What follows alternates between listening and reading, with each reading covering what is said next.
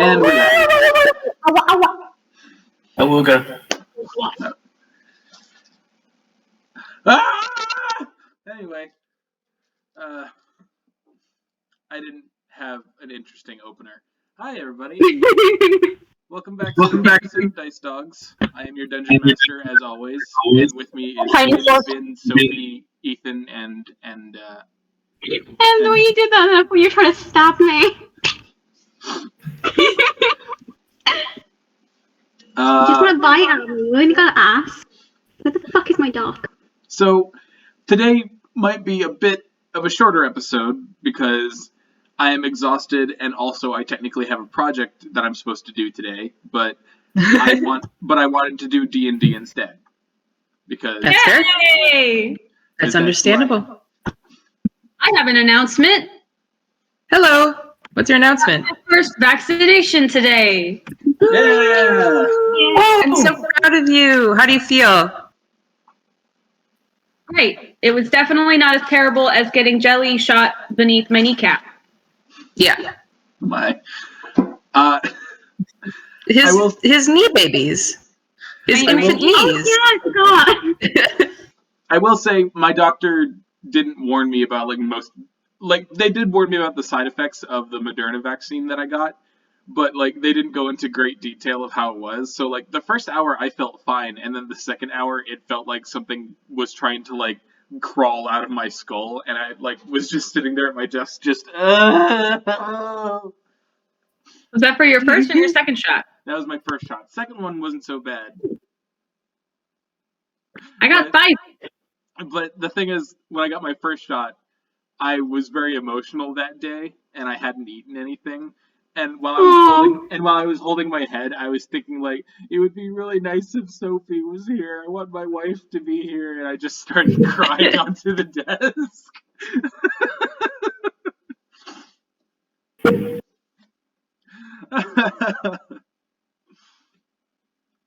Anyway, hello everybody. We're gonna play some D&D today. Ow! Awoo, indeed. All right. Awooga. So, before we get started, other than Vinn's stab announcement, do we have anything we want to announce? Anything we want to share? I am now gay. Good job! Congratulations!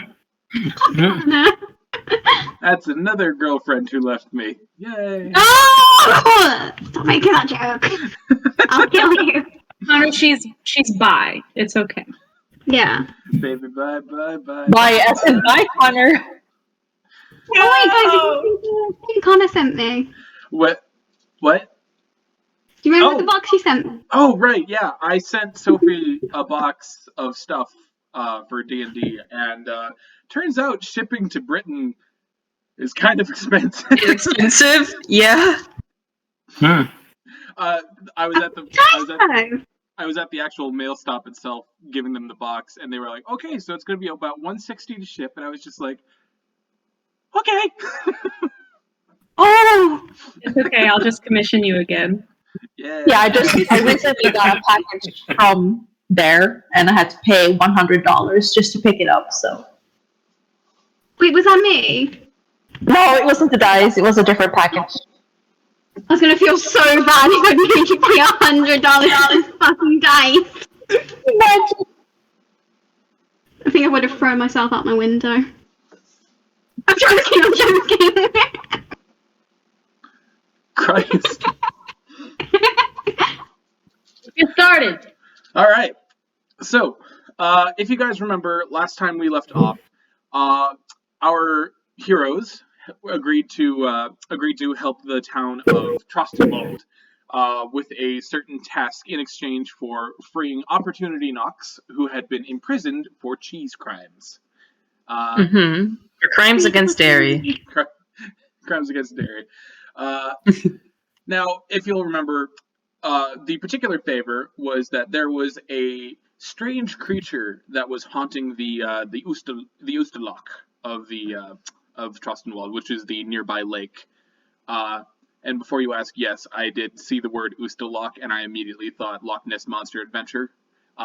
Yeah. The creature Yep, itself, yep. the creature itself turned out to be a basilisk, which, surprisingly enough, the shepherds down. Y'all kind of fucked it up. Yeah, Yeah. even while down a member, the shepherds did a very good job of wiping the floor with it. You know, sometimes basilisks just... Dhuur'in did almost get turned to stone.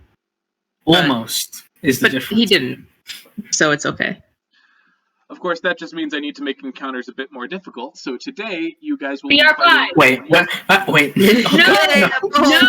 No, we are not fighting a beholder, Connor. It's fine. not I'll kill it. It's fine. I want to. It's fine. We can take it out easily, just like the last. Maybe it can be one of those. It can be one of those boss encounters where it leaves when it gets to half health because it's like, I will come back when you're stronger. That was And then Snitch Skullbelly. yeah, that's true. Actually, Yeah, you can do that. We took out a basilisk, like. Fuck that guy. I want to see that guy again. I want to finish him off. In any case, with a surprising final attack from one of the newest members, Nilo the Panther, the basilisk was dispatched, and you guys got ahead in life because you took the head. Never mind. But with that in mind, while all this is happening, we open today's game with a different scene from the perspective of a certain imprisoned Catwoman. Oh, Now, there's only one of those around, and it's me. Hi. it has been about 8 hours since you have been in the town of Trostenwald, and 7 of those hours you have spent imprisoned in the Crownsguard In jail. Stockades. Yeah. Very much so. The cell that you find yourself in is a very, very classic medieval cell made entirely of stone. There might be a bit of hay on the floor to kind of counteract the natural cold of the stone, though it doesn't really help all that much. And it's a relatively small cell, about 10 feet by 10 feet, maybe a bit bigger than that. Very dark, with the only light coming from a torch sconce on the outside hallway. Basically, the way the cell for you is set up is it's 3 stone walls and then just a row of bars right in front of that. Okay. And there is a bit of natural light coming from the one window that's kind of up at the very ceiling of the cell.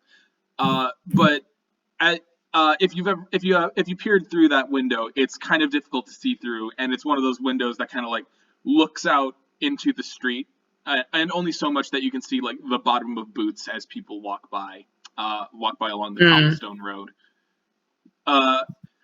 With that in mind, this is a very dark and wet cell, and you've been here for quite some time, alone with the sound of dripping water and whatever happens to be scuttling across the stone floor as you rest in your little thatch cot, perhaps wondering when you're going to be here. So, do you want to tell us how you've been spending your time? Oh yeah. So this is not Nox's first time in a jail cell. Surprising to probably nobody. But this is the first time that she's been in a jail cell while knowing that there are people that are coming, most likely to get her. Ordinarily, by now, she would have made probably at least 3 or 4 attempts to get out, using various means, such as the spells that she knows, to disguise herself as a guard who accidentally locked himself in a cell, which has worked before for her, or picking her way out, or various other things that she's done in the past to get out of jail. But knowing that the shepherds are likely at some point going to come, because they were coming this way anyway, and she left that note, she knows that she shouldn't do that, because that's going to cause even more trouble than she's already caused. So this has been the most boring 7 hours of her goddamn life, because for once she just has to like sit and wait and not cause trouble. I assume that it's fair to assume that all of her possessions have been taken. They're somewhere, right? Yeah, I forgot to mention that all your possessions, save for the clothes on your back, have been taken from you. All of your instruments, all of your money, including the wheels Right. of cheese that you had been pocketing at the morning market. No. Okay. Yeah. So she doesn't even have like, a coin to toss or anything like that. So she is bored as hell. So for the first couple of hours, she probably did her very best to heckle any guards walking by. Not necessarily with the goal of getting them to let her out, but just as something to do. Which I'm sure got her some stern words and some threats to shut her mouth or, I don't know, get thrown into the river or something, into the lake. For the most part, as you've been like heckling the guards, how it works is, each guard has like an hour shift, and about like a minute or so after the shift ends, another guard will come to replace the other guard to watch you. And none of the Crownsguard these seem to be very well trained Crownsguard who don't seem to even acknowledge you as you try to speak to them. So they're good at ignoring her. Yeah, they're very good at it. Yeah, that annoys her even more because she doesn't even get to have fun being mean to some guards. By this point, she's kind of run out of options of stuff to do after heckling the guards didn't work. She might have tried to amuse herself with some of her kind of little flashy spells, make some little lights, some little sparks, just to kind of give herself something to do. That's obviously not particularly interesting either. So at this point, she has kind of resorted to trying to make some music. She doesn't have, obviously, any of her instruments, or any sort of instrument at all, but she does have her hands and her feet. So she's sitting on her, like, bed, and she's got her, like, whatever, like, sort of pillow or sheet that they've given her on her bed, which is probably... You've got hay. Mm-hmm. I was gonna say, which is probably garbage. Yeah, they've given you no pillows. They've given you no sheets, which is particularly difficult considering that Trostenwald is a very naturally cold and misty town, and the cold kind of like seeps in from the window above. Right, and it's all stone, so it's freezing, I'm sure. Yeah, so it's not great. Yeah, she's literally for the past like 10 minutes, she's just been drumming on her knees and stomping her feet to make a rhythm, and that is how she is entertaining herself, is just trying to make some trying to maybe like scooting over to the bars and like tapping her nail, like her claw against the metal bars, because that makes like a new kind of high-pitched tinging sound to act as like a triangle kind of. She's just having a little concert. That's all she's doing. All right. So after about the 7th hour of waiting in this cell, and as you kind of like sort of get into the rhythm of this improvised song that you're kind of playing using what you have around you, you feel the hair on the fur on the back of your neck begin to prickle a bit. And before you have a chance to react to that, a voice comes from the shadows of one of the corners of the cell, and you hear, "Ooh, it says something about a musician without any instruments who is able to create such lovely tunes." This is coming from within her own cell? It's coming from the cell, yes. Okay. If she looks over, what does she see? As you turn around, kind of leaning up against the corner of one of the cells, not one of the cell that you're in, having not noticed him before in the shadows, there is another Tabaxi. However, this one seems to be some sort of hairless variant with very like purplish black wrinkly skin, wearing kind of like a light blue sort of tunic.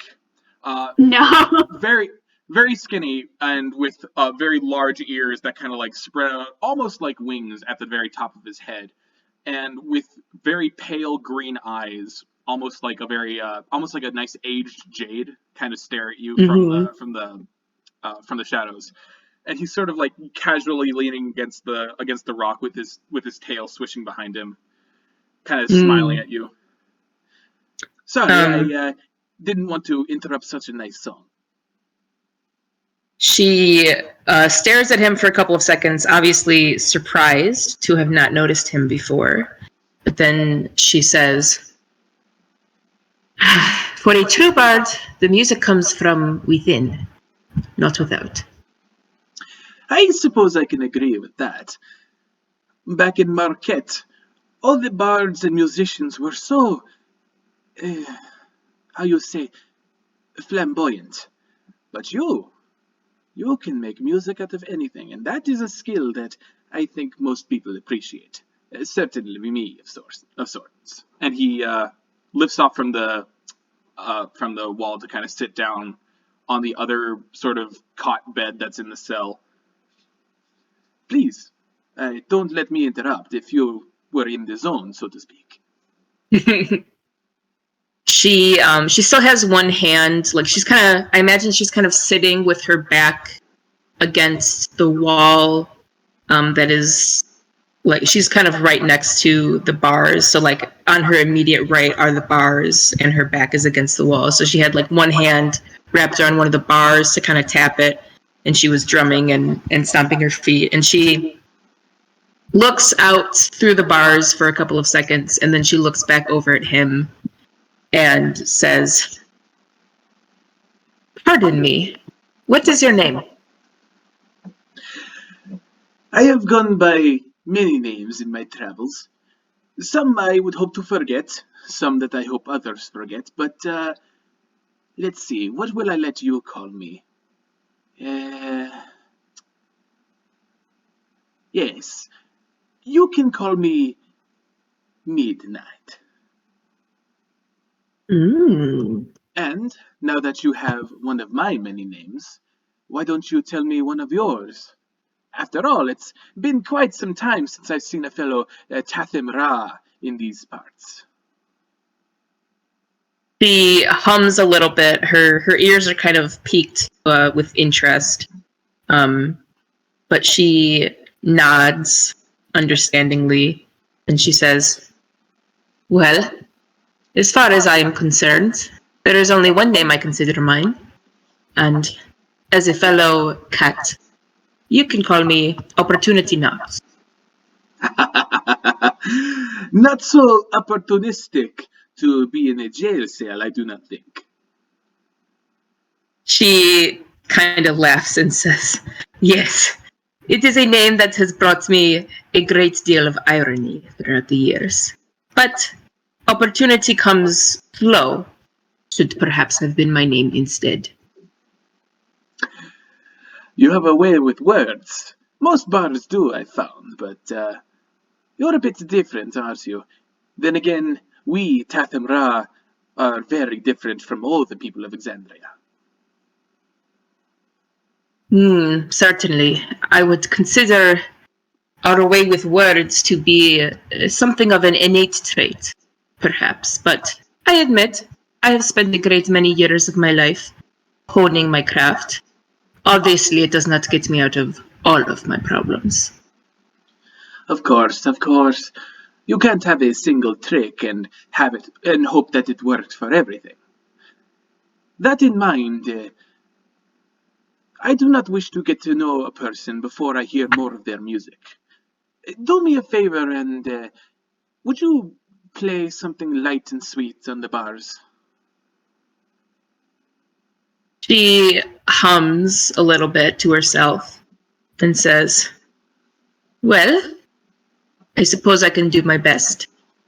And she will kind of shift her position, so she shifts so she's like cross-legged, sitting facing the bars instead of leaning against the wall like she was before.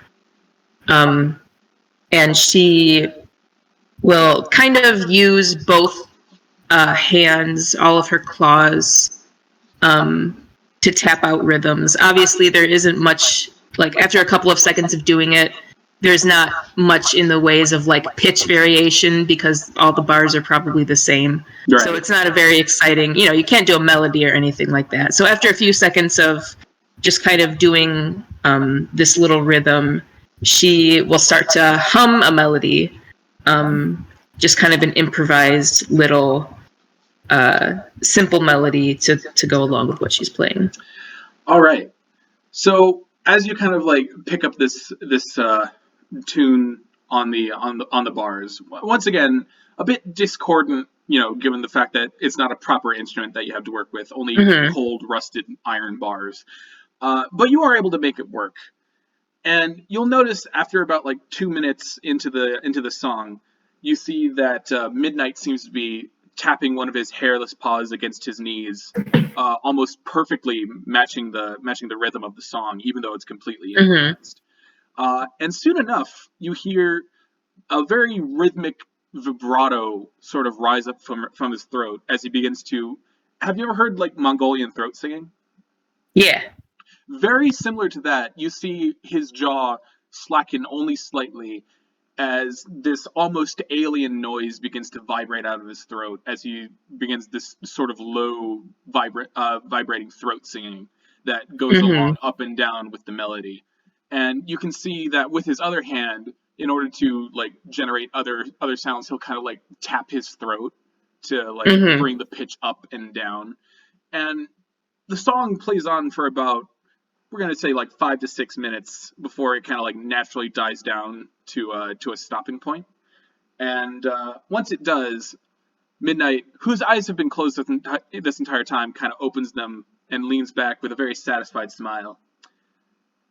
Nothing like a pair of Tathim Ra sharing a song. As soon as he kind of started to participate in the song fully, there was a very pleased smile that spread across her face, and she kept up with the song, matching his energy, definitely bringing in some lines of harmony now that she had a partner that was singing as well. So she was very pleased with that, and when the song ends, she still has that kind of similar to him, probably, that pleased, satisfied look on her face, and she kind of scoots back to the far wall where she was leaning before, and she just like casually crosses her arms across her chest, and she says, I have learned a great many songs, human songs, elven songs, all sorts, but there is nothing quite like the music that people make spontaneously from their connection. No? Indeed. There is something to be said about letting the tongue do what it wishes. Now then, now that we've shared this song, I'd like to get to know a little more about you. You are a traveler of sorts, yes? I get this smell from you that you haven't been traveling alone recently. I smell a bit of, elvish persuasion upon you. She nods. Sorry, I'm about to have a coffee burp. All right, we're good. Okay. If we can't be honest as a D&D group, who can we be honest with? And she's like, yes, actually, I have found myself in the most interesting company recently. Elves among them, indeed, as well as some others, perhaps more exotic varieties of people. But they have taken their time in catching up with me, it seems like. It can be difficult to keep up with a fellow Tathim Ra, I understand that.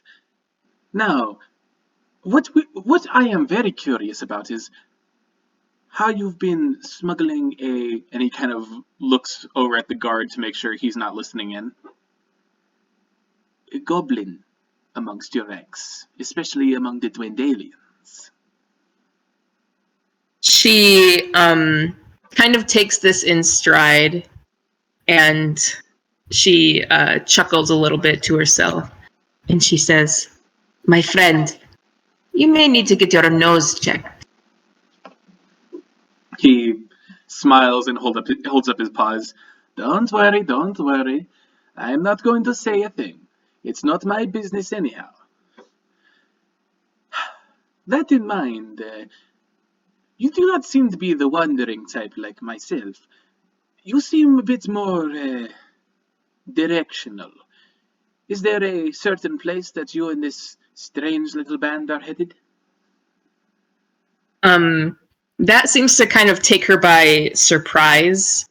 And she spends a long moment kind of just frowning at him, as if like not fully understanding what he means by that, or maybe just being taken off guard that he said that at all. But after some time, she recovers and she kind of reassumes that casual, careless attitude that she's had throughout this conversation. And she says, friends of mine are interested in seeing the coast.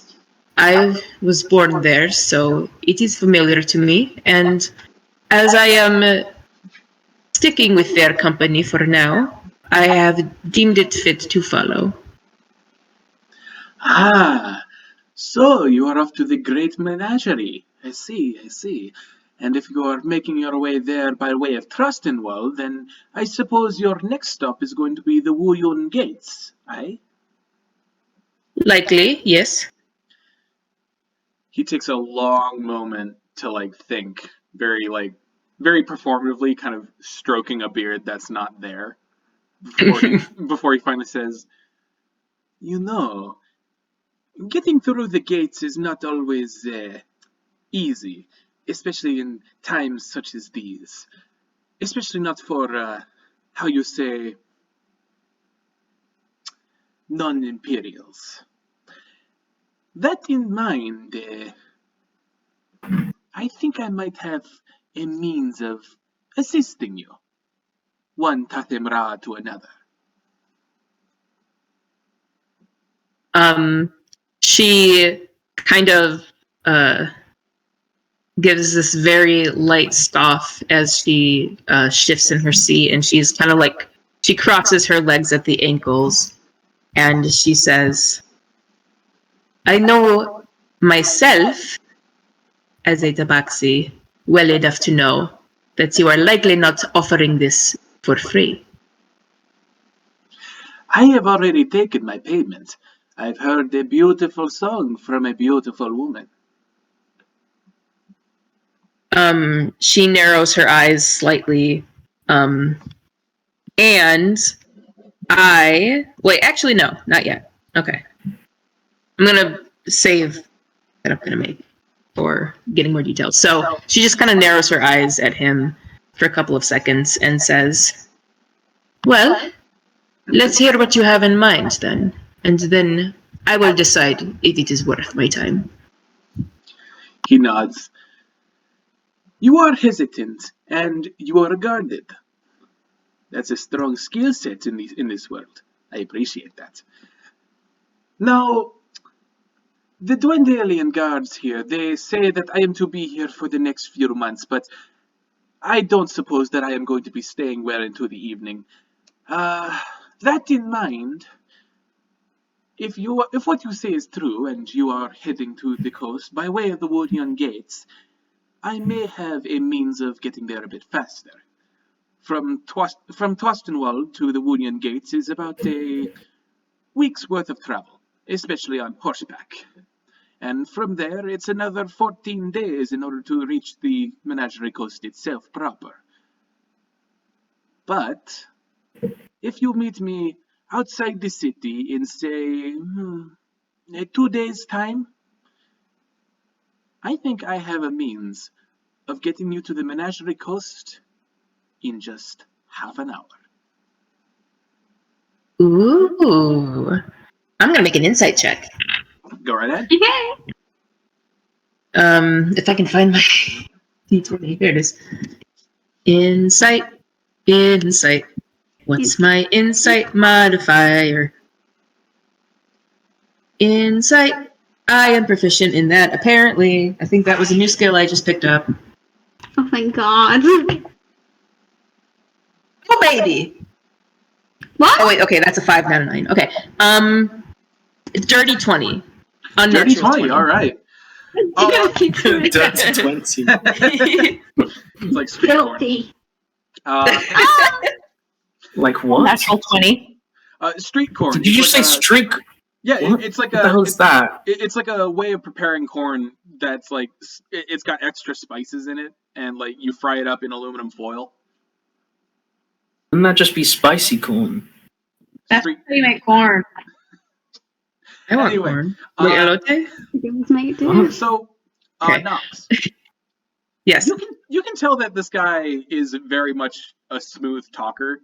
You sort of get the impression that he's something of a salesman who's able to like talk his way in circles and kind of get what he wants. But to you, it seems that he's being quite sincere, or at least more sincere to you than he would be, say, somebody he might be swindling or trying to sell something. She nods a little bit and hums and says, I see. And if I took you on this offer, it seems as though you would be going a bit out of your way to help a band of strangers, one of us being your own, notwithstanding. So, forgive me, but I have a hard time understanding why you would do such a thing without asking for anything in return. Is it really so difficult to believe that there is somebody out there who just likes doing good deeds? My life has been full of eccentricities and plenty of fortune. And when I can pass that fortune upon somebody else, especially a Tathamra in need, it's a chance that I am more than willing to take. She kind of narrows her eyes, considering for a moment, and then she says, if that is true, then you're a rare breed, my sir. We have to stick together in this barbaric dynasty that they call the Dwendalian Empire. Indeed. And she is quiet for a second, and she again sort of shifts and uncrosses her ankles, recrosses them in the opposite way, and then she says, tell you what, in 2 days' time, I will meet you wherever it is that you deem fit, so long as it is somewhere in the city or immediately outside. And we will see what sort of means of transportation you have that is so incredible. He grins and nods, revealing pearly white fangs, and says, excellent, excellent. There is a set of forests just outside the city limits. Outside of those forests, you will find a very large, peculiarly angled willow tree. Go ahead and bring all your compatriots by there in 2 days' time, and I will meet you there. She is quiet for a second, and then she says, all of my compatriots. Yes, yes. Even the ones that you are smuggling.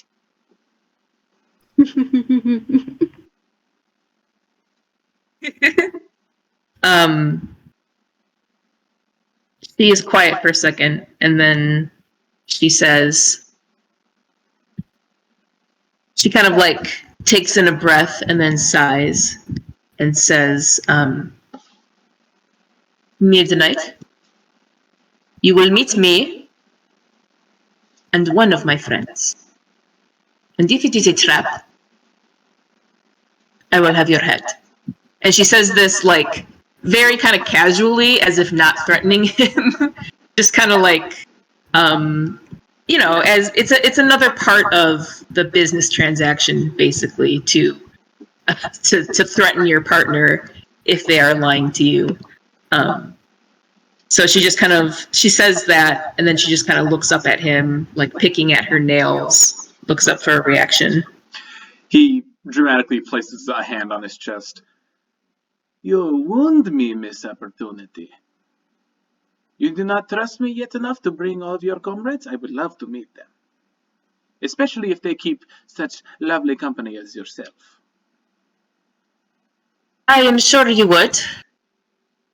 And to be honest, I do not completely doubt your intentions, sir.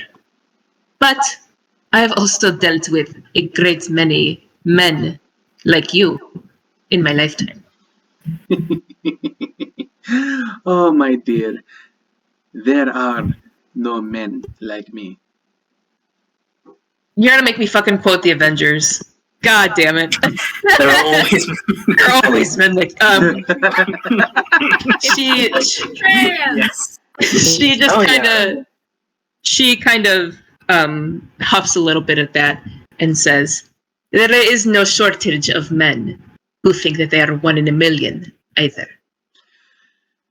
If you want the truth of it, Miss Knox, I would take you up on your offer to only bring along a few of your companions. After all, it's exactly what I would do in your situation. Business security, of course, but the fact of the matter is, the modus operandi that I have planned for you all, it's only active for the next few days, and I'm afraid that in 2 days' time, it won't be available for much longer. So it's either all of your friends or 3 weeks' travel.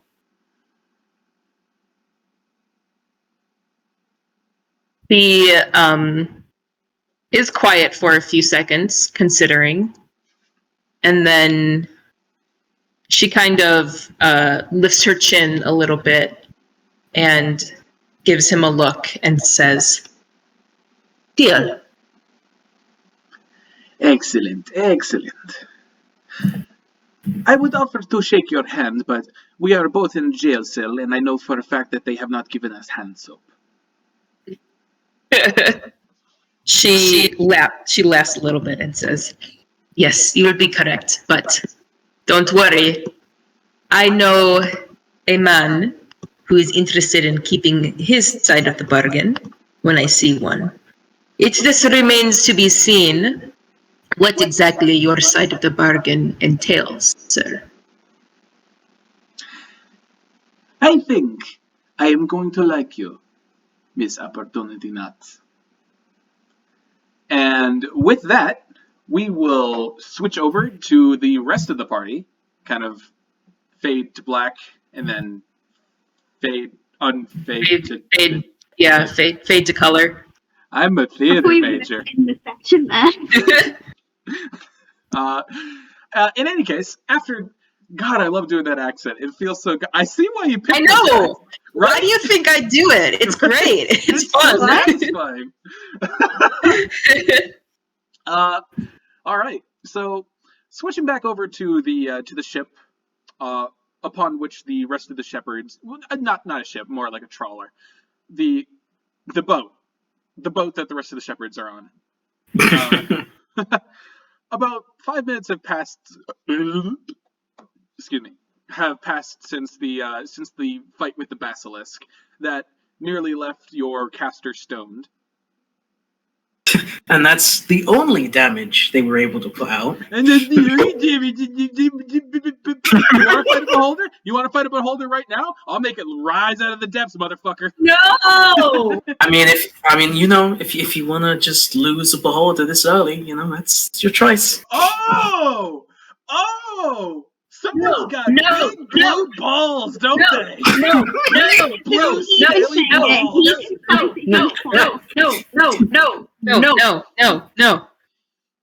I know that our saving throws are not good enough for that yet. You never know. Ethan, you can fight yourself if you're going to talk big like this. I'm going to swim away. Did you mean that I'm saving throws and good enough for the big blue scaly balls yet? So, Really knows all about those big scaly balls. so about 5 minutes have passed since the fight, and while someone was able to wrestle the head away from Nilo, most likely Fenkin, because nobody else wants to get between a panther and his meal.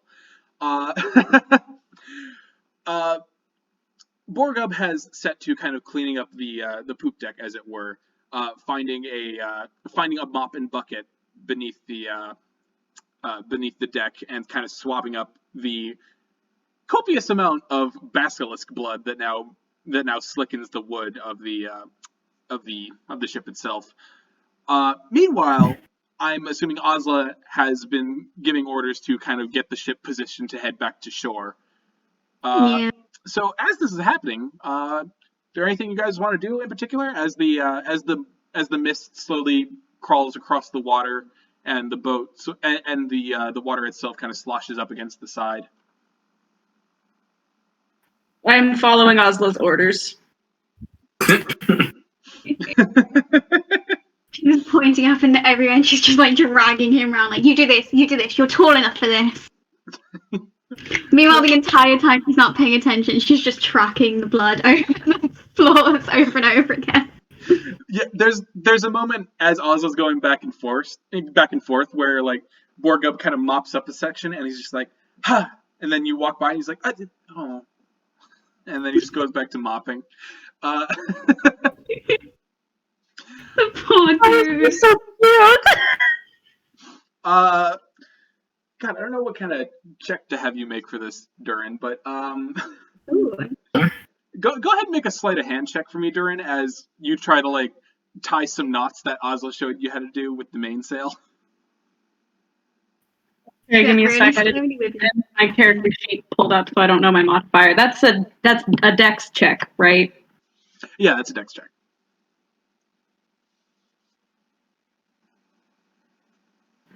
I rolled a natural 18. It goes to. I'll have to check what my modifier is. What's up? I lost my notes from last time, but Dhuur'in and Fenkin are both 6. So are both sick. Doesn't that affect dexterity checks? It's for dexterity like saving throws, not like a skill that is based on your dexterity. But the dex roll was an 18, so it's probably going to be like a 19. Okay, so you're able to get even though it's your first time kind of like doing sailing knots, you take to it kind of easily, and you're able to kind of replicate the knots as not the knots, the knots as Ozla kind of shows you how to do them. But while this is going on, Fenkin and Dhuur'in, what are you guys doing? I'm doing the knot. Fenkin and Gesh, I'm so sorry. How you get? I'm sorry. It was a 20. It was a 20. Jeez. Don't you remember our conversation? Our very one-sided conversation. Yeah, Gesh remembers that. He's just contemplating, really.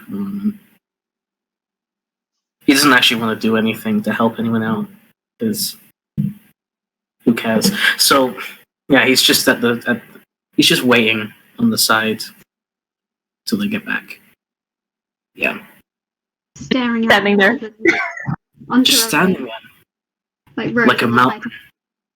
But, no, God damn it. Fenkin is he's been on the ship for a little while now, so he doesn't feel as seasick anymore. And he sort of slipped back into his old habits that he had when he was traveling with Ozla and the gang. So he's actually helping Borgub clean up on the deck. Aww. He was in charge of that on the needle for a while, so he just kind of takes one. He's like, "Let me show you how it's done," and then he starts like swabbing and cleaning. Where did you get food? So Sorry. so as Fenkin and Borgub are kind of like cleaning, the boat itself is relatively quiet, save for like Ozla and Dhuur'in kind of arguing the best way to do a knot. Eventually, Borga will pipe up Fenkin, and while he's kind of like on his knees, kind of like scrubbing while you're mopping, and he'll kind of look up at you and say, Mr. Farwarin, can I ask you something? It's been a long time since someone just referred to him by his last name. So he doesn't notice immediately because he was also lost in thought, and then he's just like, what? It's about Miss Highhill.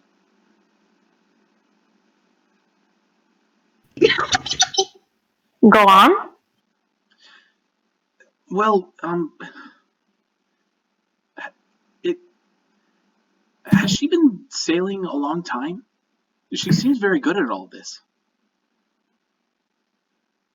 This time, he has still been moving his arms and cleaning and mopping, but his movement slowed down a little bit at his question until he halted to a stop, and he's quiet for a moment, and then he turns to him and he says, "Why are you asking me that?" And he kind of like sputters for a second. I'm not trying to. I'm not trying to invade anybody's personal. I mean, I was just curious because, never mind, nothing. It's nothing. And he starts like scrubbing even faster, like. I want Fenkin to like look at him for a while and then raise one eyebrow and then peek over to look at Ozla. And then he puts his mop down and he goes to crouch down in front of him, like almost forcing him to look at him as he crosses his arms and resting them on top of his knees a bit. And he looks at him and he says, "You're interested?" He's scrubbing, and then suddenly the brush just like flies out of his hand, and he gets up. The green of his face has taken on kind of like a purplish coloration as he starts to blush, and he's like, "No, no, that's not. Well, I mean, I've never met someone like her. I mean, I only heard stories from Mr. Felid, reports about, well, all of you, both in Zadash and Pride's Call, and, well, I don't know how to explain it, but she just sounds like something else, you know? Just the way she rushes into a fight, the way, I mean, she got hit by lightning and she was fine. I guess I was just concerned about her in a way, and I just wanted to check in. And I know it's not my place, because, you know, especially since I'm only tagging along to help everybody. But I suppose I just wanted to kind of check in, I guess. As he listens to him, there's a sort of an amusement flickering in his eyes a little bit. He seems entertained by his flustered nature. It's not often he meets people who are very straightforward and honest and not really hiding what they're feeling in the same way that he does. So there's a slight smirk dancing on his lips as he listens, and then he cocks one eyebrow and he says, "It is your place as much as anybody else's to be concerned. However, trust me when I say that she does not need any concern. She might be, on a smaller scale, unladylike, a brute, dirty, headstrong, stubborn. But I can hear you. As you're talking, Borgub's ears are kind of like, Aww. he keeps rambling like that for a while, mentioning only what seems to be very negative points. She smells like shit, she's loud, she farts in her sleep. Yes. She's unclean, she doesn't like bathing, she talks too much, she's very loud. Anyway, where was I going with this? Oh yeah, right. Yeah, where was I going? And then he's quiet for me. And then he goes, yeah, okay, right. She may be all of those things. And then he goes quiet for a long time, as if saying these words are very, very difficult for him, and he struggles to find them. And the crease between his brows just like grows deeper and deeper as he thinks and ponders over what to say. And then he, as if he doesn't see Borgab anymore and is lost in his own little world, he mumbles sort of to himself, but still loud enough for Borgab to hear. But I still wouldn't trade her for anyone. I don't think I would have made it this far if it wasn't for her. Strange it is for someone to be so far from what I imagined a friend to be, and yet I wouldn't change her for anything. She sounds really special, doesn't she? Yeah. I mean, whatever. Good poker face. And he brushes himself off and he grabs the mop very roughly and he starts swabbing again. Kind of like with a wordless nod, Borgub will retrieve the scrub brush and kind of continue to scrub. Meanwhile, Gesh, as you're like looking over the edge of the boat, if you take a moment to kind of like assess your surroundings, you'll realize that Nilo has kind of like situated himself next to you and is kind of doing that cat thing where if there's a ledge, they'll kind of like rest their chin on it. And you'll see that sitting on his head is also Princess, who's just kind of like person sitting, staring out at the water. Mm-hmm. He tosses a look at them and then he sort of walks up to them because he needs a distraction right now. He doesn't want to think about what he just accidentally said. And he looks at them and then he tries to see what they're looking at, if they're looking at fish or if they see anything in the distance. Gesh, what are you looking at in the water? All the dead fish. Remember? All three of them are just looking at the dead fish. This is like Fenkin is so upset. He stares at the fish and then up at Gesh, and then he looks at the fish again, and then you can see his little shoulders like tensing up, and he stomps one foot, and he suddenly mutters under his breath, "I somehow wish I could blame this on you again." What? What did you say? I somehow wish I could blame this on you again. You know, I could just chuck you in there, so... You know what? I wouldn't put that above you. Well, of course you couldn't put that above me. I'm taller than you. I was waiting for that. He glares at him, his eyes narrowing, and he says, "Do you have to turn everything into an insult?" You. Very easy when you keep giving me these lines. One could think you were a bard with the way you played words. I'm sure someone might think so. Ugh, disgusting. Well, that's on you. I'm not implying anything. Are you 5 years old? Are you? That was M's voice. The real Emily just like appears in the game just to tell off Gesh. Now listen here, punk. Be nice. Nice. Fenkin and Gesh grab each other just like, ah!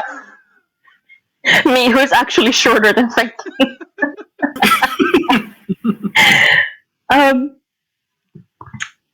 As he asks him, "Are you?" Fenkin has that like, "Do I look like?" Don't answer that.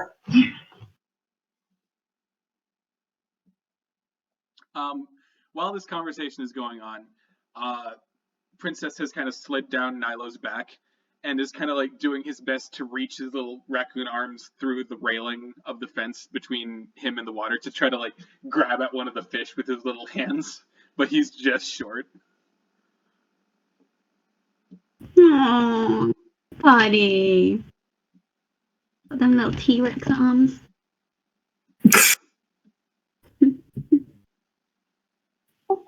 Fenkin gets a bit distracted by that. He's like, oh, he's just like waiting for him to fall in. He's like, oh no. Eventually, Nilo sees this and like very gently bites the back, kind of like the back fat of the little raccoon, and picks him up like a kitten and brings him over to the more open part of the railing. And working together with Nilo, kind of like, are you blowing bubbles right now? Okay, my brain. Shut up. I'm sorry, I just saw it out of the corner of my eye and I had to process it. Anyway. My brains will be yellow. So with Nilo kind of like holding Princess in his mouth like a mother cat almost, he kind of like leans out into the water, and and Princess is able to like gather up a bunch of fish under his arm, and as he's brought back onto the deck. This is perfect. Fenkin sees this, and he's baffled for a while, just in awe. And then it's as if it's reminding him of something. It's making him think that, oh, well, if those two can get along, a very unlikely pair, then maybe. And so he lets out a groan, he pulls a hand through his hair, and he sort of rubs the back of his neck. He looks very frustrated as he leans over the railing. And then heaves a heavy sigh. Alright, listen. I do not expect the two of us to be companions. However, I know I can be a bit harsh at times. And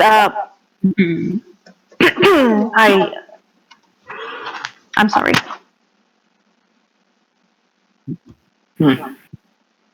That's nice of you. He waits for a retort or a burn or a remark or something. And when he's not getting one, he's like, sure.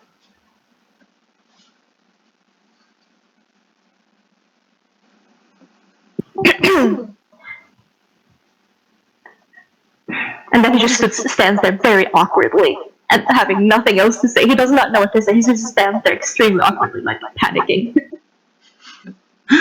As the awkward silence drones on, only accompanied by the sound of Princess very noisily tearing into a mushy mess of fish, and Nilo comparatively like politely kind of like eating his.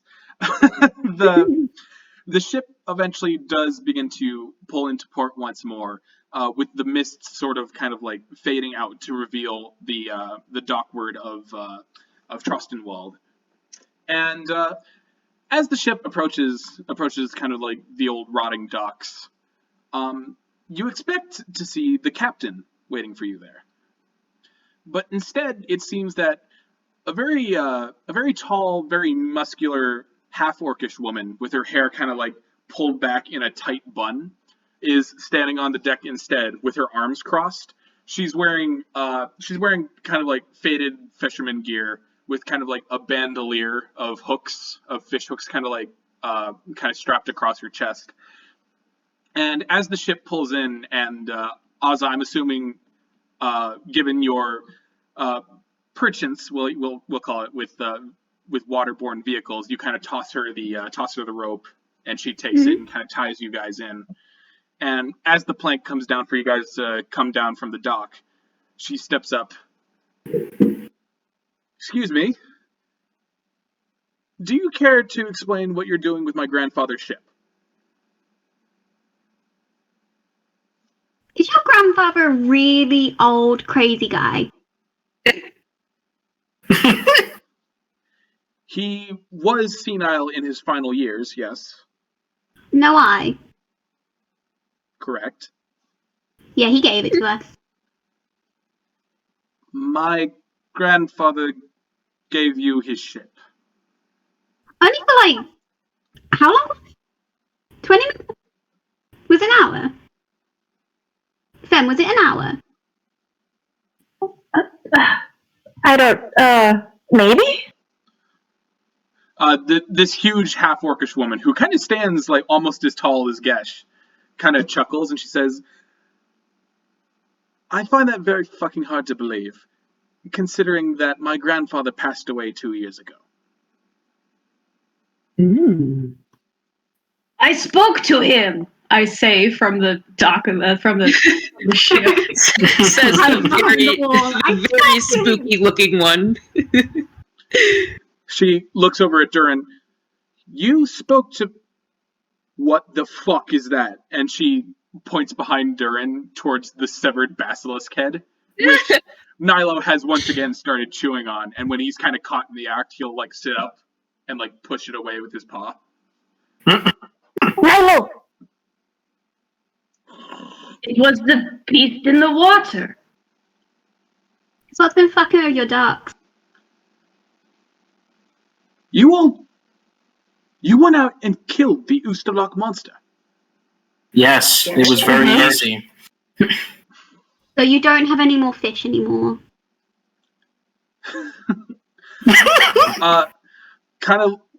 Is kind of taken aback. She'll like kind of saddle past you guys and walk up the plank and kind of kneel down to inspect the head. Not at all seeming at all bothered by like the smelly gore that is a severed, half-chewed basilisk head. And she'll eventually stand up and look at all of you and just like, it was a fucking basilisk. Yes. Well, that explains how much fish went missing. And that explains why I was able to punch through the boat so easy. Fuck me, and you all killed it, just like that. Yes. It wasn't that hard, to be honest. Technically the panther. I will smite you. Shut up! I have Volo's Guide to Monsters right on my bed, and I will bust that out so fast. No.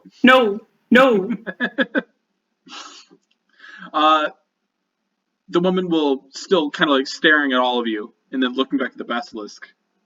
A smile will creep up on her face. Oh, fuck me. I'm almost not angry that you stole my boat. I spoke to the captain. What? I spoke to the captain. I'm sure you did. In any case, I'd say you've done us a great favor. So, let me be the first to extend my gratitudes. And she kind of like awkwardly holds out a huge green scarred hand for somebody to shake. Looks at Ozla. I am standing in front of Borgub to shield him from view. Right. As you kind of like shift in front of Borgub, he's just like, oh shit, right. And he ruffles into his backpack, pulls out the cap of disguise, puts it on. Halfling. No. Were you contracted to kill this, or did you just go up the fucking lock yourselves? Oh, no, we were bribed. It was not a bribe. It was a contract. It was a little bit. We didn't get a contract legally. Oh, It was a bribe. She has the paper. I like the pit, but it was a little bit. It's not a bribe. It's basically a bribe. Well, Bless you, Fan. all right. Right, the elves are still sick. She'll just kind of like, well, whatever it was, looks like you did a good fucking job. So, on behalf of all the workers here and all the fishermen of Trostenwald, I suppose, thank you very much. But You're welcome. if you take my ship You're again, welcome. I'm going to break all of your noses. You can certainly try. We won't be staying long. We're just here to get a friend. So, with this conversation coming to a close, as you guys kind of like, the half-orc woman who introduces herself as Gorna, she'll kind of provide you guys a little tarp for you guys to drag the head off of the boat, and as you do, fishermen and dock workers kind of like flock around it to kind of ooh and awe over the mythical beast of the Ustaloch, which now is very much clearly dead, cementing the safety of the Ustaloch once more. And almost as if they were waiting for this confirmation, you guys see scores of fishermen returning to their boats, hooping and hollering and cheering, kind of like hauling nets onto their boats, excited to get back to the one thing that they know how to do and how to do very well. But yeah, so as you guys, yeah, boy, that'll be hard to explain. Well, he doesn't have to explain it at all. You just blame it on the basilisk, and then who They're all cares? floating on the top of the water. They're all dead. Yeah, maybe the basilisk had some sort of lightning damage. You don't know. They didn't see it, so who knows? All right. So with this head in tow, wrapped up in a tarp as to not traumatize the good people of Trostenwald, what's the plan now? What are you guys doing? Let's get Well, I Nox. mean, we need to go get Nox. We should bring the watchmaster here to see that we have done it. Don't talk with your mouth full.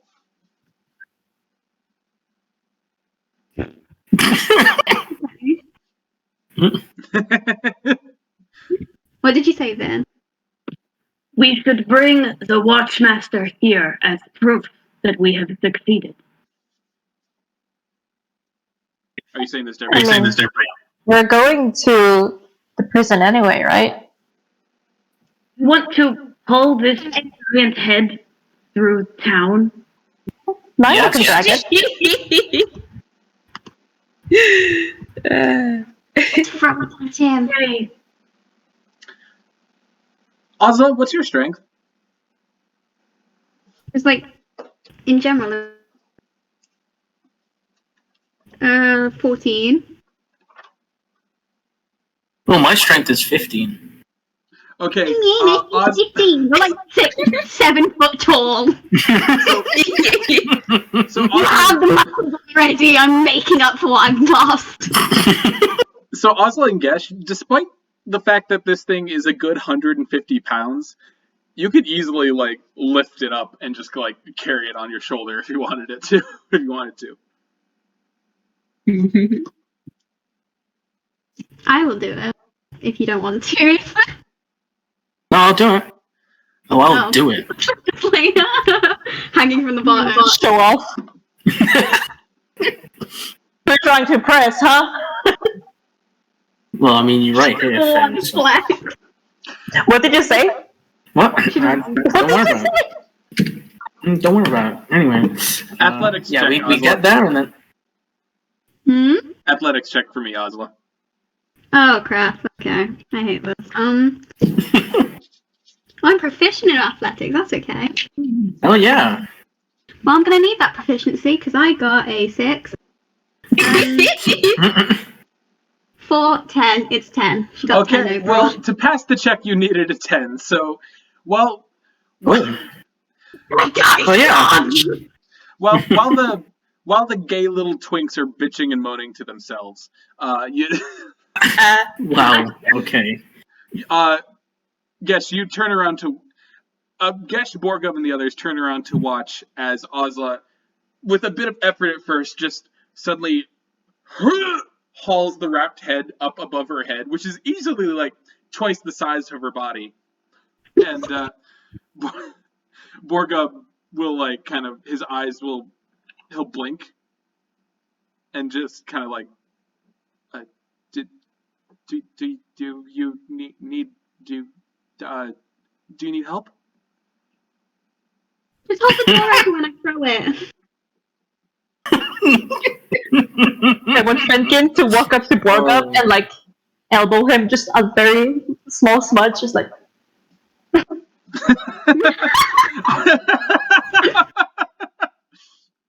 He'll just kind of like. I told you she is in no need of your concern. He says a little bit smugly, like that's my girl.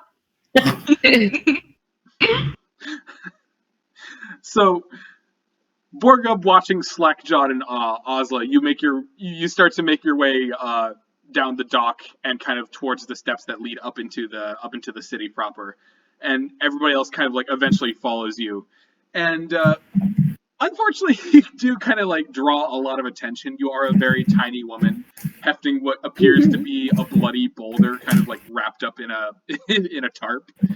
Like when you see a Dax with a giant stick in its mouth. you all kind of cut a figure, especially even without Ozla carrying this and a brilliant white panther following you along through the city streets. But I will say with this load in tow, we'll call it, it does take you about a good hour and a half, 2 hours to get back down to the Hillward district that houses the Crownsguard Stockades, and it's just as you left it. Though the guard positions have changed. The guard positions have changed over time, with new guards taking on new shifts beneath the bright red banners and the owl symbolism of the Dwendalian Empire. But yeah, so you guys are just taking this thing into the stockades. Okay. Will it even fit? Will it fit through the door? It will. Oh, fit, it's gonna fit the door. It'll absolutely. The doors to the stockade again are quite big, and the guards, as they see you approach, they'll kind of like look at each other as if not really knowing what to do, but also seeing that Ozla doesn't plan on stopping anytime soon, so they just kind of like quickly pull open the door for you guys. Thank you. Can I throw it? Bless you. Thank you. Can I throw it through the doors towards the Watchmaster? Because I don't like this fucker. He took our cat. Here's the thing. So the office of the Watchmaster is kind of like in through the lobby and down the hall a bit. So if you wanted to throw it into the building, you absolutely can. But it's just landing in the lobby. Giant bowling ball. Down there. It's the ultimate power move. All right. Roll me an athletics. You watch. She's gonna try to throw it now, and it's just gonna drop. Bowling ball.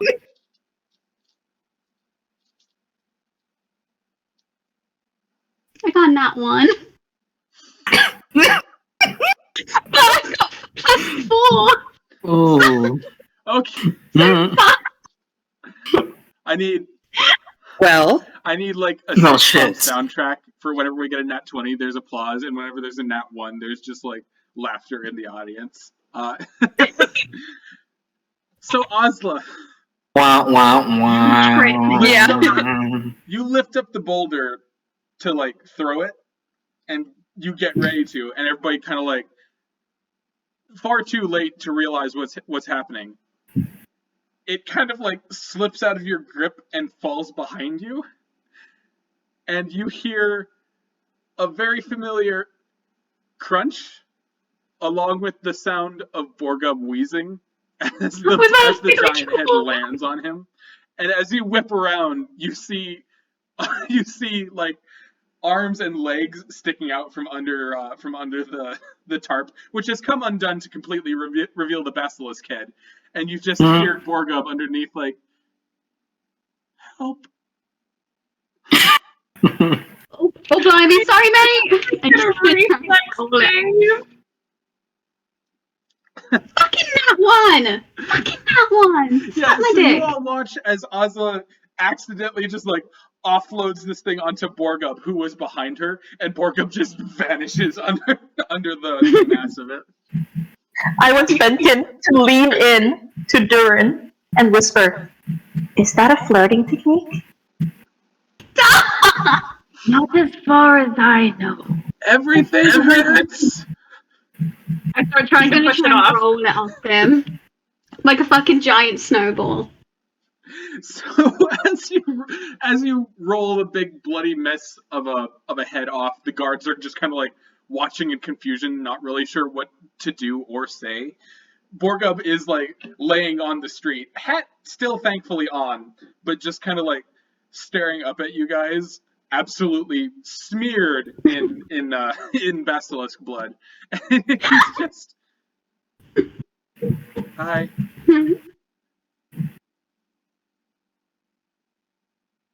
What did you say, sorry? He just went, hello.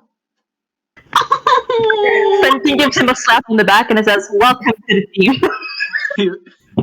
He like blinks and he looks very delirious and he's like, I'm sorry, Admiral, but my dance card is full for the day.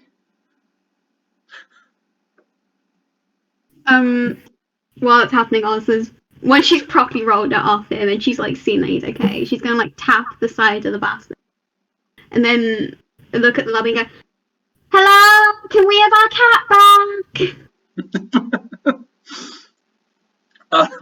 The guards kind of like look at each other, and one of the guards, a half elven one, he looks at you guys and he's like, I'll go get the watchmaster for you if that's easy. Is he okay? He looks fine. I can't feel my legs. Oh, don't worry about him. He's just a little green sometimes. What are you trying to do? The guard's like, arrest that creature! No. Stand up. So as the guard kind of like nods and makes his way into the lobby to go get Watchmaster Drac, Dhuur'in helps Borgub up, and Dhuur'in, a lot more heft to Borgub than you initially realized. He doesn't seem to be like a very heavy looking dude, but he seems very densely packed. And as you like help him up, he just, one side, the front half completely covered in blood, the back half completely clean, and he's just like,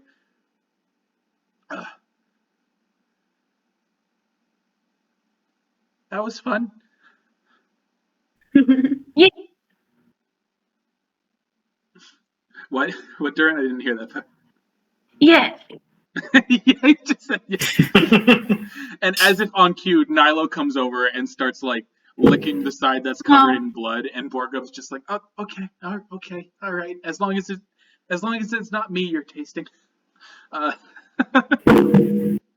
Eventually, though, the stout form of Watchmaster Drac does make his way out of the lobby and down the steps, and he seems grumpy at first, as dwarves are oft to be. But his eyes, his hazelnut eyes, kind of like widen as he makes his way down the steps, cocking at the basilisk head, and he's like, "Fuck off! No way! You fucking did it!" What, did you expect us to die? Even stop, bro! Is there more of it? In the bottom of the lock. Well, it's crab food then.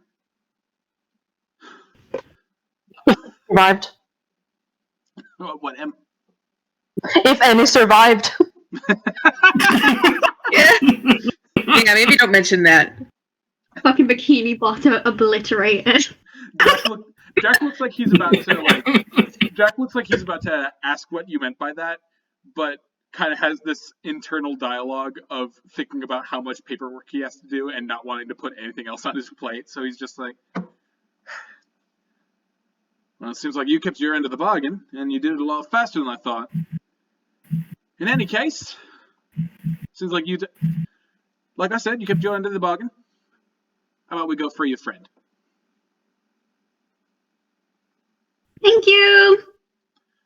Aka, Bossman! And as he calls out for them, the two guards kind of like jump, and he waves a gloved hand at the basilisk head.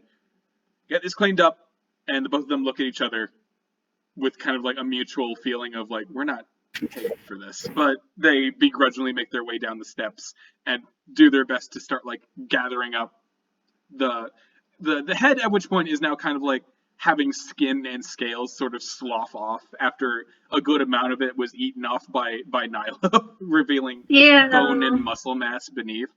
But yeah, wet, muddy, dirty, bloody, probably a bit cold, and probably very exhausted. You guys make your way into the lobby of the Crownsguard Stockade and down the stone hall towards the Watchmaster office before taking kind of like a sharp left to go down towards the cells. And as this is happening, Nox. Hello. For the past hour or so, you've just been kind of like, just kind of like playing soft music to yourself as Midnight has sort of fallen asleep on his cot in the cell that you guys are in. But eventually, you do hear very familiar voices making their way down the hall. Oh. She was, once again, kind of as she was before. She hasn't like moved much from this corner since her conversation with Midnight, so she's still sitting on the ground. But when she hears the voices coming, she perks up, her ears kind of pricking up, and her tail sort of curling up in happiness, and she starts to get to her feet and like brush the dirt and dust off of her pants. Does she do that thing with the bars that cats do, where they'll like try to press their face against it and it gets all sticky? She might, to try to see if she can like stick her head out a little bit to see them coming, but she can't obviously fit her head, so she just smush.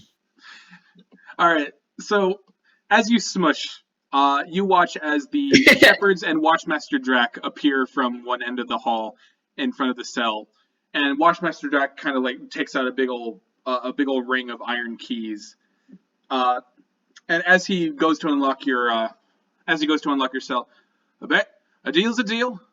Just make sure this one doesn't go stealing any more food or coin, or I'll have her locked up forever. Sound good?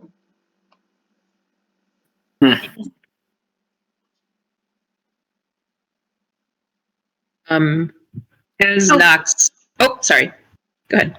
Oh no, I was just gonna say, I was gonna start like really quietly. Very quiet and subtle. She just like the. As Nox comes out of the cell, she will stop to kind of bow to the Watchmaster that's letting her out and say, "Thank you, sir. You are most kind."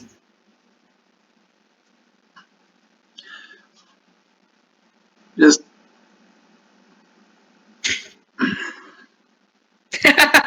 this is in character, by the way. This isn't me just like not knowing. I imagine, yeah. He just kind of like glowers at you, unlocks the cage, and pulls the bars open for you to step out. Hello, Nox. Can I say, as soon as Nox runs out and she's like within distance, Ozla runs straight at her and gives her like a massive hug. She's like, "No! Oh, I can't being leader without you." You? Who said you were the leader? I was obviously shut up. So Nox, when Ozla comes to hug you, it's kind of like a kid hugging somebody. She only kind of comes up to your hip, but like unlike a kid, she has barbarian strength. So the very enthusiastic hug feels like it's warping your pelvis as she hugs you. Jesus. just like slowly crushing the breath out of her. It's like a toothpaste bottle that you're rolling up. Yeah, just like squeezing. She's like, Oh. And she looks very surprised. She like had a wide-eyed look of like fear, and she did the thing that cats do when they're startled, where they like get low. She like crouched a little bit when Oz started running at her, but she did not get out of the way in time, so she gets tackle hugged. And she puts a hand like on Ozla's head and kind of pats her hair, and then looks up at the others and says, "Took you long enough." The entire group, by the way, Nox, looks wet, disgusting, and for some reason, Borkup's covered in blood. Oh yeah, she sees this. Borkup's a barbarian.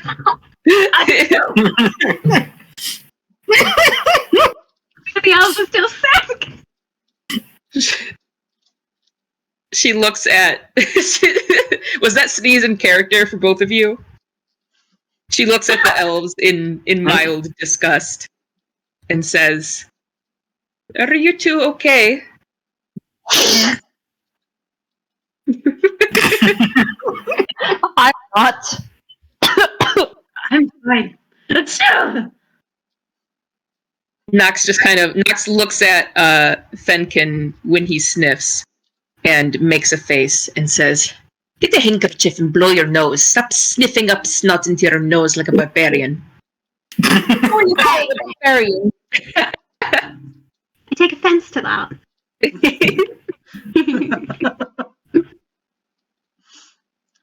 It's really good to have you back, Miss Nox. I was really worried. She kind of like waves her hand dismissively at Borgup and says, "It is nothing. Just a small bump in the road. You become used to things like this." And then she looks up and... Oh, sorry. Go ahead. I don't think I'll ever be used to the things I've seen. We can make basilisk to get you back. She looks at Dhuur'in and says, and like just kind of stares at him for several seconds, wondering like, is this him like trying to tell a joke like the bear? Is this his version of the great bear? And then she looks down at Borgup, who is covered in blood, and realizes that no, he's probably telling the truth.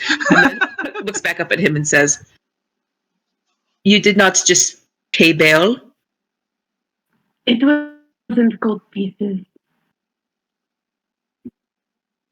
You really cut out there, Vinn. We did not hear a word of that.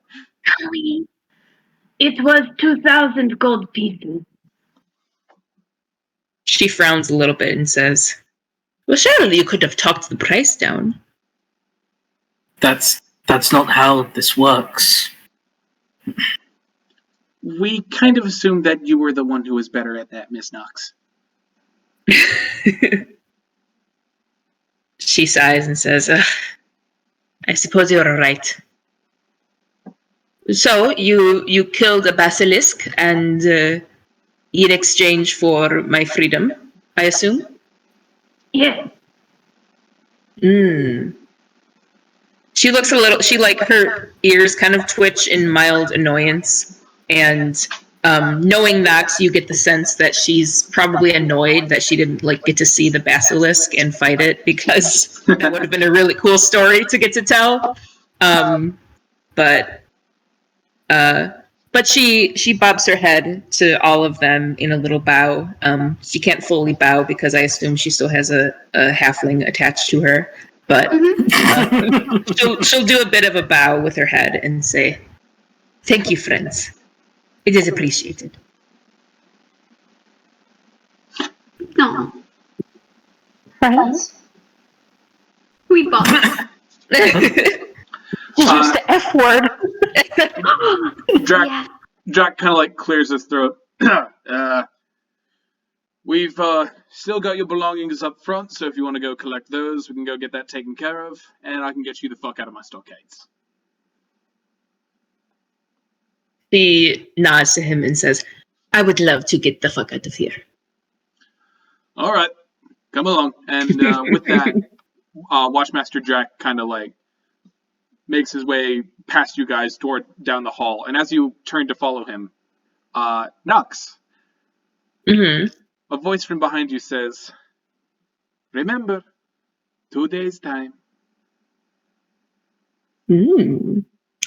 She swivels one ear in his direction, and kind of like half glances over her shoulder, not like completely looking back at him, but just kind of looking back in that direction.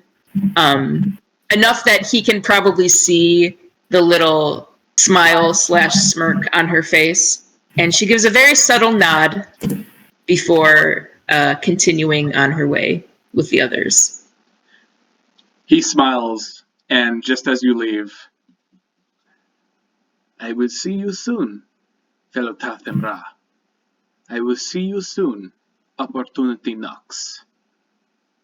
And when I do, it will be in midnight clad."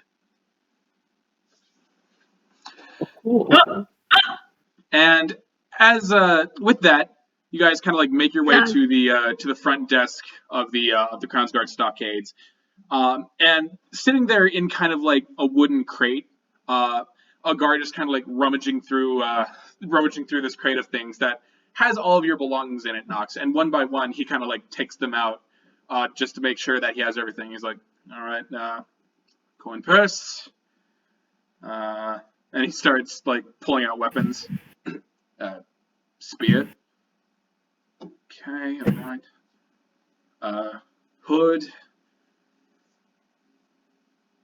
Sword, he says as he pulls out Courage of the Rose, which somehow is in its sword form when it should be in its walking stick form.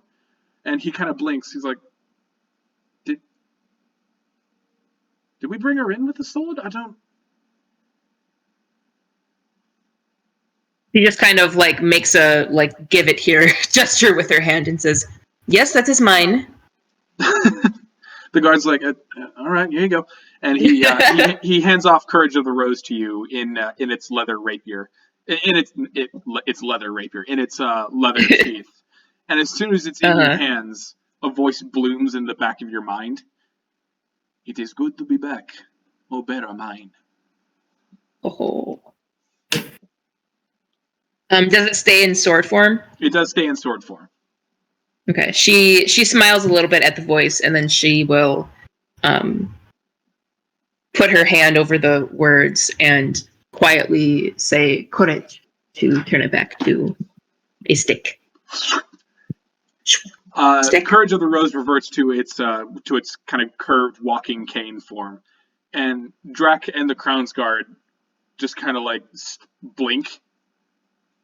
And the guard is the first to pipe up. He's just like, was there anything else? Nox will take a second to examine her backpack, make sure that she has. First, she'll check to make sure that she still has the pop-up tent because she is the one carrying that. And then I'm the one carrying it. Are you? I took the pop-up tent. Oh, I have to take it out of my inventory. Yeah, she checks for that. She checks for the passport. She checks for the next most important thing, which is all of her cool little trading cards. And then, assuming that everything is there, her food is there, she puts it back on her back and nods to the guard. Everything is supposed to be there, that is supposed to be there. Unfortunately, the cheese that you stole is not there, and the remains of the big wheel of cheese that Dudley gave you also seems to be missing, unfortunately. No. The passport, though, you will find has a kind of like a symbol, kind of like drawn onto it in the bottom right hand corner. Go ahead and make me a history check real quick. Oh no, a history check. I'm so good at these. Proficient. She's a proficient. I'm sure not proficient in history. Oh, But I have Jack of all trades, so I get a +1. that's why I thought you were proficient. That's something. Okay, if this is what I think it is, then this roll makes sense, because I got a natural 20. Oh, damn. You know the entire bloodline of the person who drew the symbol onto your No, but what it is, you immediately recognize this symbol. Basically what it is in the Dwendalian Empire, it's kind of like the bureaucratic symbol for, basically it's written onto a passport to let the authorities know that this person has been known to commit crimes against the Empire at times, but has been acquitted in a sense. Mm-hmm. So, yeah, you're just kind of like, it's just kind of like a mark of like, keep an eye on this person. Yeah. Yeah, she is intimately familiar with this symbol and what it means. She is incredibly aware of this symbol and what it means. So she is not in the least bit surprised to see it. So she will just tuck her passport away. She just collects them like trading cards. Like, I got one from the Kryn Dynasty, I've got one from the Dwendalian Empire, I even got one from the Clovis Conclave. Exactly. The whole field. She's like, yep, that's about what I expected. I just need to get arrested in Xhorhas and I'll have the full set. Punch card, I'll get a free soda. Oh my god. Drac pipes up. If that's everything, you are free to exit the stockades. Please don't cause any more fucking trouble. I've got enough paperwork as it is. She, as she's kind of putting her backpack back on, making sure that her weapons are all where she can access them, like where they normally are, she kind of nods to Drac and says, "Only because you asked so nicely, sir." All right. Anybody else doing anything, or do you guys want to exit the stockades? Leaving. Let's go. Nox is out. She does not want to be here anymore. All right.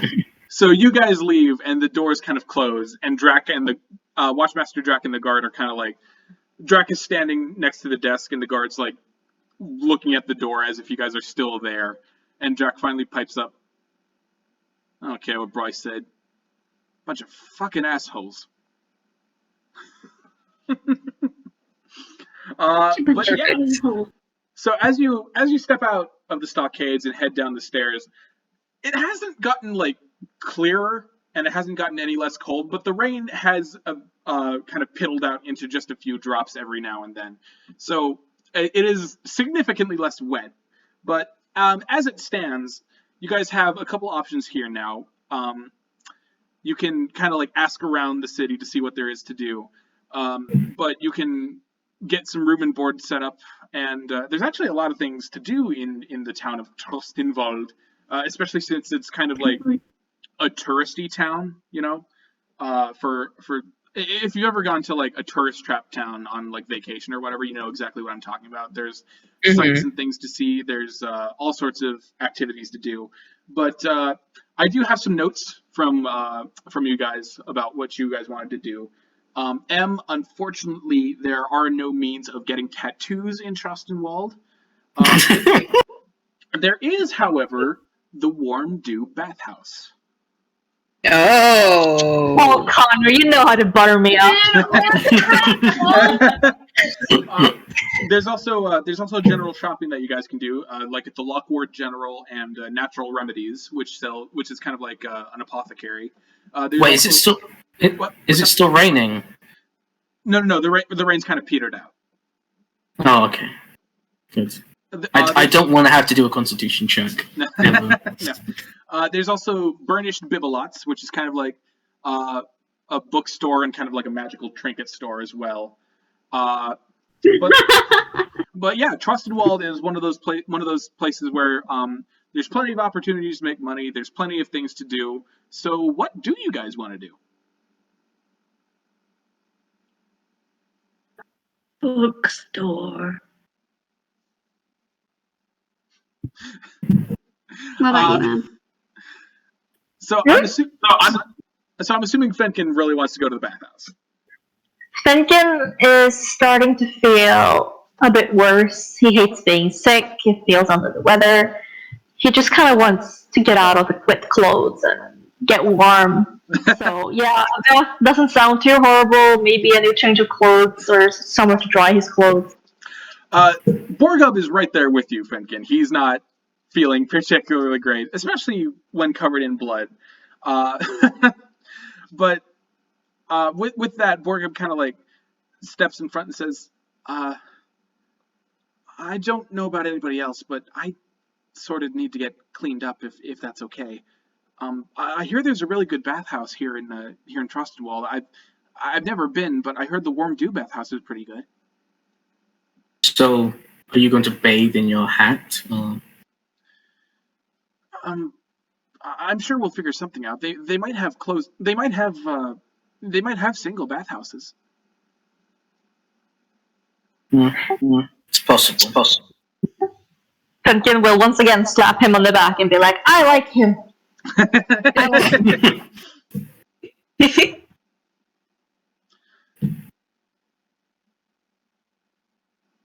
Cool.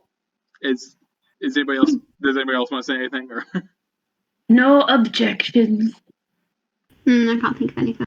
okay, because I was gonna say if you guys want, Borgub and Fenkin, you guys can split up to do whatever you want. You don't have to do everything as a group if you don't want to. So if Dhuur'in and Gesh want to go on a shopping date or whatever, if Nox wants to go steal shit again, and if somebody wants It's to go, tempting. and if somebody wants to go set up room and board, you can. But yeah, so what do you guys want to do here? Oh. Okay, she might. Yeah, I forgot about that. Nox will pop up as they're discussing going to the bathhouse, and she'll say, "We still need to establish room and board, so perhaps some of us should go and take care of that. No? I thought you were going to take care of. Oh, that's right. No, you got arrested. That's right. She just looks at him sort of flatly and says, "Yes, they did not allow me to do it from within the cell." No, of course they didn't. Mom, Dad, please stop fighting. Oz is gonna put her hand. While you go get bedroom thing, I'm gonna go down to the dock just for stuff. Yeah. On your own? Yeah. Are you sure? Yeah, plus you stink, so I kind of need to. You need to go bathe. He just glares at her. I smell no worse than you. Yeah, but I'm used to it. It's my natural mask, okay? At this, Nilo, who still has Princess on his head, he kind of like blinks, sniffs Ozla, then patters over to sniff you, Fenkin, and there's kind of like a Traitor! You're taking a bath too. I've defaulted to making purring noises for him because I don't know what a panther sounds like. You just end up rolling her ass. It's worked for other cats so far, but because Nox and Yeah. Well, I thought you meant you were admitting you're a furry. Okay. So we're going to take a quick 10-minute break. When we come back, Borgub, Fenkin, and the animal party are going to go take a bath. Dhuur'in and Gesh are going to go do something, and Ozla has business to attend to down at the docks. And Nox, you said you were doing something as well? Yeah, she is gonna go take care of the room and board. Lodging. Okie Yes. dokie. All right. So we will be back in 10 minutes. Oh,